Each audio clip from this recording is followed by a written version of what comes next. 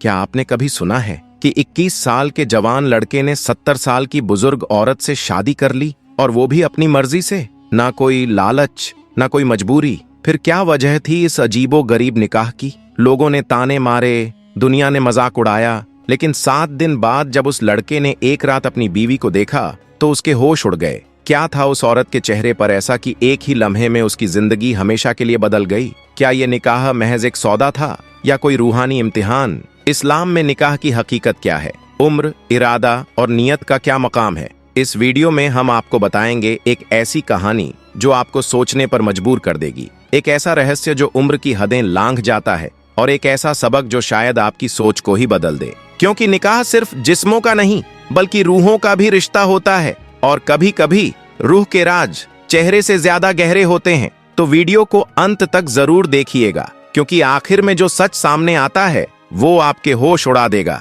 निकाह का सौदा या किस्मत की चाल। आरिज रिजवी एक 21 साल का नौजवान जिसकी जिंदगी हर मोड़ पर एक नई आजमाइश लेकर आती थी। घर के हालात बदतर थे। माँ एक ऐसी बीमारी से जूझ रही थी जिसका इलाज आम आदमी की पहुंच से बाहर था। बहन हाफसा की पढ़ाई अधर में लटकी हुई थी, और वालिद की मौत के बाद सिर पर चढ़ा कर्ज हर रोज उसका दम घोंटता जा रहा था। छोटी सी नौकरी, बड़ी जिम्मेदारियां, जिंदगी आरिज को धीरे धीरे निगल रही थी। एक शाम जब वो गली के नुक्कड़ की चाय की दुकान पर उदासी में डूबा खड़ा था, तभी उसकी नजरों ने किसी की मौजूदगी महसूस की। सामने एक बुजुर्ग औरत खड़ी थी, सफेद लिबास, गंभीर चेहरा और ऐसी नजरें जो सीधे दिल के आर पार उतरती हों। उन्होंने बगैर किसी भूमिका के पूछा, तुम आरिज रिजवी हो, है ना? और फिर उन्होंने उसके हालात इस अंदाज में बयां किए जैसे वो हर रोज उसकी जिंदगी को किसी पर्दे के पीछे से देख रही हों। आरिज ने हैरानी से पूछा, आप मुझे कैसे जानती हैं? और जवाब मिला, मैं अलीना नकवी हूँ। नाम सुनते ही उसके होश उड़ गए। ये वही अलीना नकवी थीं जिनका नाम नकवी ग्रुप ऑफ इंडस्ट्रीज से जुड़ा था। एक ऐसी अरबपति ताजिरा जिसकी तस्वीरें बिजनेस मैगजीनों में छपती थीं, लेकिन आज वो सड़कों पर एक गरीब नौजवान से मिल रही थीं। क्यों?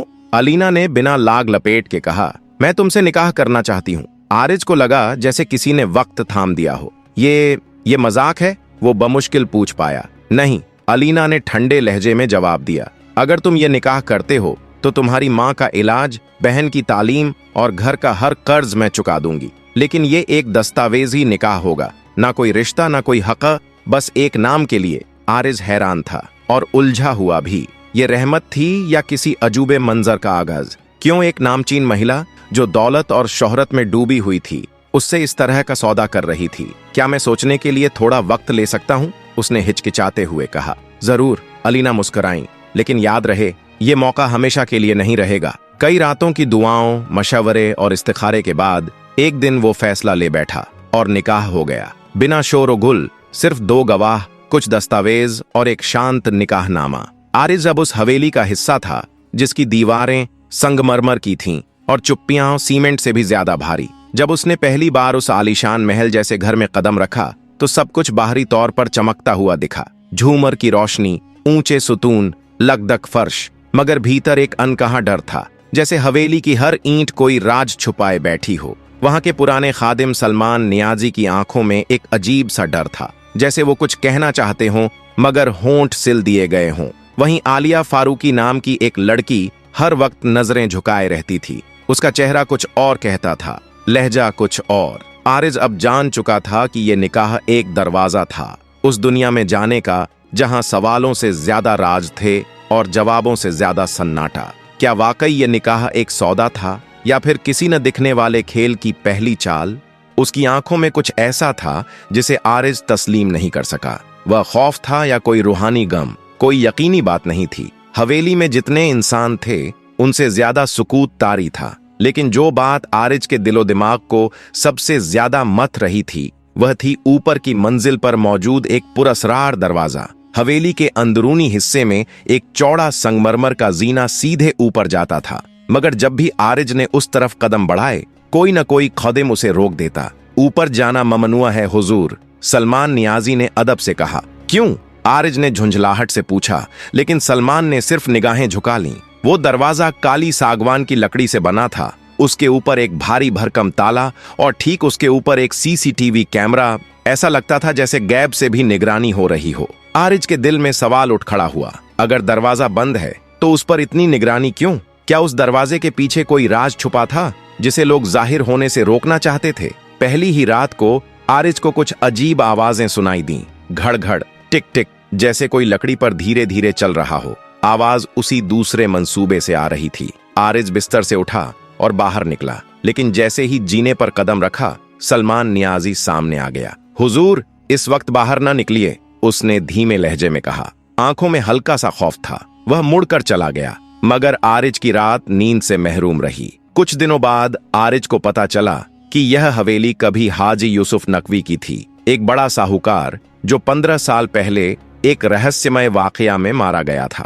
कहते हैं कि उसकी मौत हवेली के अंदर हुई, लेकिन उसका जनाजा कभी नहीं देखा गया। यह बात आरिज के जहन में बिजली बनकर गिरी। क्या अलीना नकवी कुछ जानती थीं? क्या यह मौत एक हादसा थी या कोई मंसूबाबंद साजिश? आरिज के दिल में अब शक शक्ल अख्तियार करने लगा। वह समझ चुका था कि वह एक ऐसी गिरह में उलझ चुका है जो आसानी से नहीं खुलेगी। हवेली की दीवारें गवाही दे रही थीं, मगर लफ्जों के बिना। तीसरे पहर की सहर थी। झूमर की रोशनी मंद पड़ चुकी थी। बाहर तेज हवाएं दीवारों से टकरा रही थीं, जैसे कोई जिन्न अपने सीनों में दबी बातें सुना रहा हो। हवेली के अंदर रूहानी सुकूत था, लेकिन आरिज के दिल में एक तूफान बपा था। उसे अभी अभी एहसास हुआ था कि अलीना नकवी उससे कोई बड़ा हकीकत छुपा रही है।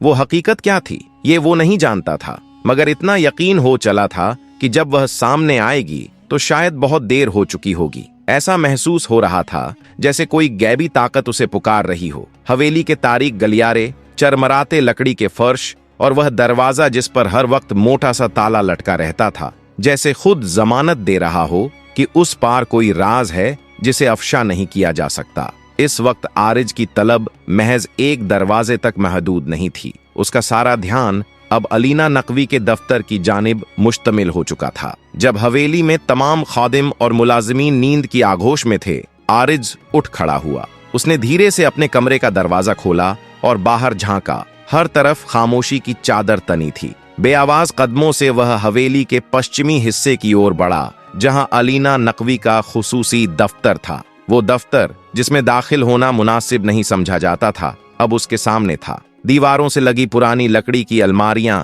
जिनमें शायद बरसों से कोई हाथ नहीं लगा था, और बीच में रखा एक बड़ा सा महगनी का मेज, जैसे वक्त वहीं ठहर गया हो। आरिज ने जब दरवाजा हिलाया तो वह खुल गया। वो बेहद एहतियात से अंदर दाखिल हुआ। कमरा धुंधली रोशनी में डूबा था। अलमारियों में फाइलों की कतारें थीं, जिन पर मोटे हरूफ में तिजारती मुआहिदे और जाती दस्तावेजात लिखा था, मगर उसकी नजर सीधी मेज पर जा टिकी। वहां कुछ पुराने कागजात और एक मोटा बंद लिफाफा रखा था। आरिज का दिल जोर जोर से धड़कने लगा। उसने लरजते हाथों से लिफाफा खोला।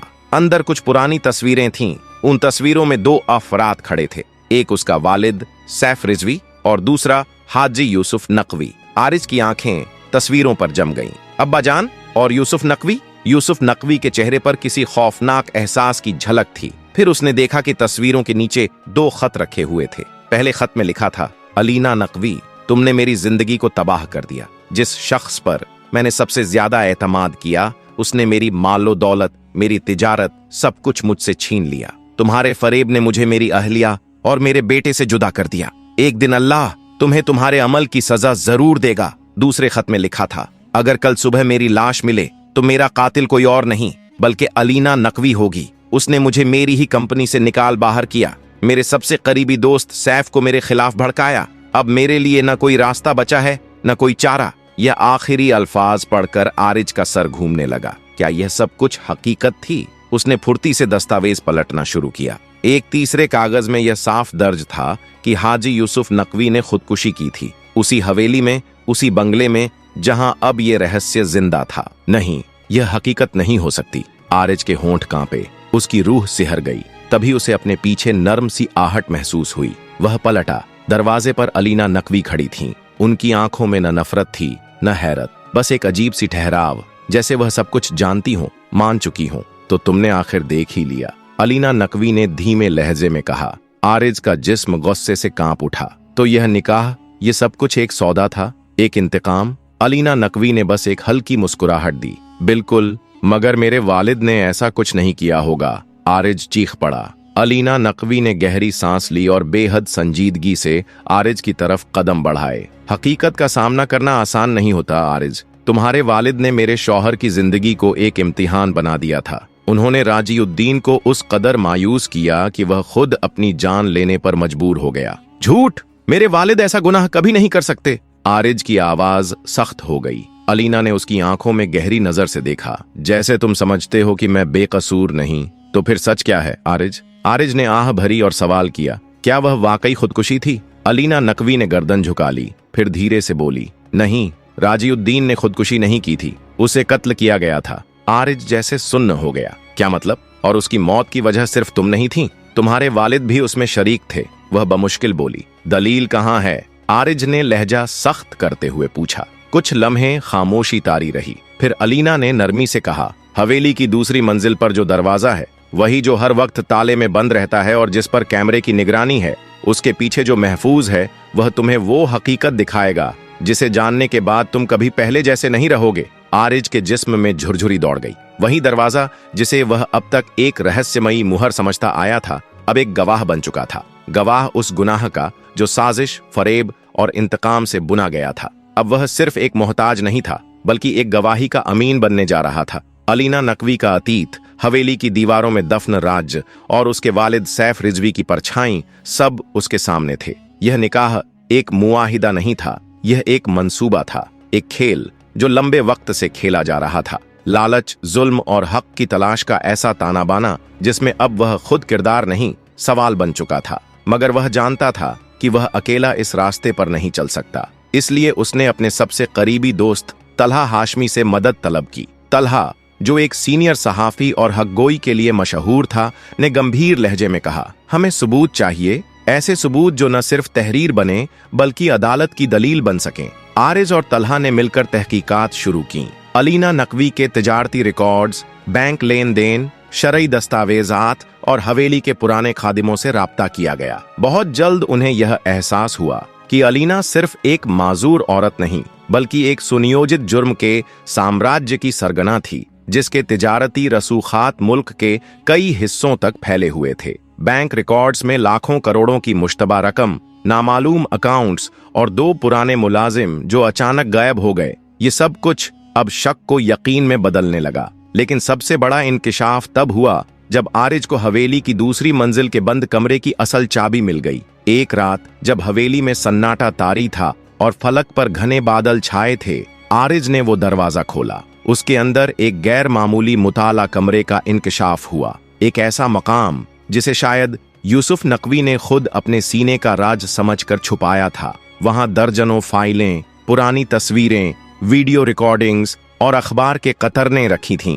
दीवार पर चिपकी खबरें हाजी यूसुफ नकवी की मौत को एक हादसा नहीं बल्कि साजिश बताने लगीं। मगर जो फाइल आरिज के हाथ लगी, उसने जमीन खिसका दी। उस पर लिखा था, सैफ रिजवी, अल्लाह का एक बंदा या एक साजिश का हिस्सा। आरिज के हाथ कांपने लगे। अब्बा जान, वह बुदबुदाया। फाइल के अंदर मौजूद दस्तावेज बताते थे कि यूसुफ नकवी और सैफ रिजवी एक गैर कानूनी जमीन तफरीह परियोजना पर काम कर रहे थे, जिसे सरकारी दस्तावेजों में कभी मंजूरी नहीं मिली थी। क्या यह उनकी दोस्ती थी या एक मुनाफाखोर साजिश? सैफ रिजवी ने जब भ्रष्ट तंत्र का हिस्सा बनने से इनकार किया, तो उन्हें इसका अंजाम अपनी जान देकर चुकाना पड़ा। उनकी मौत हादसा नहीं थी, वो एक ऐसी सोची समझी साजिश का नतीजा थी जिसमें सच बोलना मौत को दावत देने जैसा था। इस खबर ने आरिज के सीने में जैसे कोई शोला भड़का दिया। अब यह सिर्फ इंसाफ की जंग नहीं थी, यह एक बेटे का इम्तिहान था, अपने बाप की रूह को सुकून देने का। आरिज और उसके करीबी साथी तलहा हाशमी ने मिलकर एक एक सबूत को धुंध से निकालकर रोशनी में लाने की ठान ली। दस्तावेज, वीडियो रिकॉर्डिंग्स, पुराने बैंक ट्रांजैक्शंस, उन्होंने एक एक चीज जुटाई और शहर के पुलिस कमिश्नर के सामने पेश की। कमिश्नर ने पहले तो मामला टालने की कोशिश की, मगर जब हवेली के उस गुप्त तहखाने की रिकॉर्डिंग सामने आई तो सारा नक्शा बदल गया। अगली सुबह ही छापा मारा गया। अलीना नकवी, वो नाम जो कभी रसूख और खौफ की मिसाल था, हथकड़ियों में जकड़ी हुई खड़ी थी। उनकी आंखों में अब भी आग थी। मुस्कुराकर बोली, क्या तुम सोचते हो तुम मुझे गिरा सकते हो? आरिज ने बिना झुके जवाब दिया, तुम गिर चुकी हो, बस तुम्हें एहसास नहीं हुआ। तुम्हारी नफरत ने तुम्हें तुम्हारे अंजाम तक पहुंचाया है। जिस हवेली से खौफ निकलता था, अब वो एक जब्त की गई संपत्ति बन चुकी थी। वो दौलत जो सालों से हराम के जरियों से बटोरी गई थी, अब मिट्टी में मिल गई। कारोबार जो धोखे पर खड़ा था, राख हो गया। सरकार ने जब आरिज से पूछा कि क्या वह हवेली को नीलामी में लेना चाहेगा, तो उसके जवाब में कोई लालच नहीं था, सिर्फ ठंडी मगर साफ नफरत। ये इमारत मेरे लिए एक बदनुमा दाग है, इसे दोबारा उठाना मेरी मंशा नहीं। मैं अब अपना रास्ता खुद बनाऊंगा, बगैर किसी विरासत के बोझ के। वक्त गुजरा। आरिज ने अपनी इंजीनियरिंग की पढ़ाई मुकम्मल की, मेहनत से एक टेक्नोलॉजी स्टार्टअप खड़ा किया और वहीं उसकी मुलाकात हुई हलीमा अल हाशमी से। एक ऐसी लड़की जिसने अंधेरों में भी अपने उसूल नहीं छोड़े थे, जिसमें दर्द को इबादत में बदलने की कुव्वत थी और जो आरिज की तरह टूटकर भी बिखरी नहीं थी। उनके बेटे का नाम उमर रखा गया। जब उमर की पैदाइश हुई तो आरिज ने अपने रब के सामने खड़ा होकर एक नया अहद किया। मैं अपने बेटे को वह जिंदगी दूंगा जो मुझसे छीन ली गई थी, वह तालीम, वह इज्जत और वह अमन जो हर बच्चे का हक है। अब वह सिर्फ सैफ रिजवी का बेटा नहीं था, न ही अलीना नकवी का साजिशों में लिपटा शौहर। अब वह आरिज अपने नाम, अपने किरदार और अपने अल्लाह के भरोसे पर जीने वाला एक नया इंसान था। हालांकि माँ जी की स्याह परछाइयां कभी कभी अब भी उसके ख्वाबों में चली आती थीं, मगर अब वह डरता नहीं था, क्योंकि अब वह जान चुका था कि हक की लड़ाई एक बार नहीं, बार बार लड़ी जाती है और हर बार वह जंग सब्र, ईमान और इस्तेकामत से जीती जाती है। अगर इस कहानी ने आपके दिल को छुआ, ईमान को मजबूती दी या आपको अल्लाह के हुक्मों की याद दिलाई, तो इस सवाब की बात को आगे पहुंचाइए। इसे शेयर कीजिए अपने अजीजों और दोस्तों के साथ, ताकि वो भी इब्रत, सब्र और तवक्कुल का ये पैगाम हासिल कर सकें। लाइक करके अपनी तायद का इजहार कीजिए, ताकि हम जान सकें कि अल्लाह ने हमारी कोशिश को आप तक पहुंचाया। और सब्सक्राइब करें इस चैनल को, ताकि आगे भी ऐसे ही हक और हिदायत से लबरेज अफसाने आप तक पहुंचते रहें इंशाअल्लाह। कमेंट करके बताइए कि आपने इस कहानी से क्या सीखा। शायद आपकी बात किसी और के दिल में अल्लाह का डर और मोहब्बत जगा दे। बल्लिघू अन्नी वलो आयाह, रसूलुल्लाह ने फरमाया, मेरी तरफ से पहुंचाओ, चाहे एक आयत ही क्यों ना हो।